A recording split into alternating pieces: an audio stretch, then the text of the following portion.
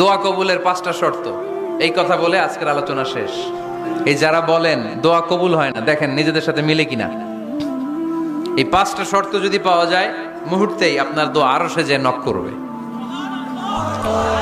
1 number শর্ত আকলুল হালাল, হালাল খাওয়া। কি খাওয়া? আমরা দুইটাই খাই, হালালও খাই হারামও খাই। বেশি খাই কোনটা? হ্যাঁ, কি খান? আমি কই নাই কিছু, আপনারাই কইছেন। নিজের উত্তরে নিজে ধরা না। হারাম খেলে তো দোয়া কবুল হয় না। লা ইয়াদখুলুল জান্নাতা জাসাদুন গুযিয়া বিল হারাম। ওই দেহ কখনো জান্নাতে যায় না যে দেহ হারাম খেয়ে বর্ধিত হয়েছে।